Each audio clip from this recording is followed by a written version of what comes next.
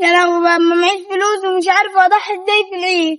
بقول لك انا سمعتك كنت بتقول ان انت معكش فلوس وعايز تضحي في العيد، صح؟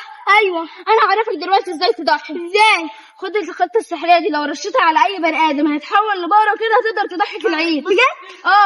بس اديني كل الفلوس اللي معاك. خد اهي، هروح اجربها اهو، يا رب بقى تنجح.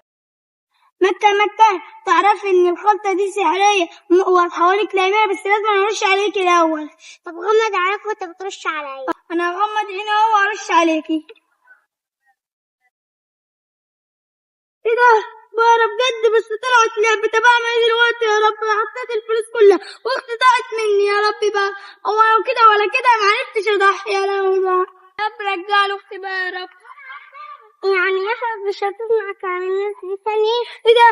مكة اخت حبيبتي. ايوه يا مكة، مش هسمع كلامهم تاني ومش لازم اضحي اصلا. يلا بينا نمشي.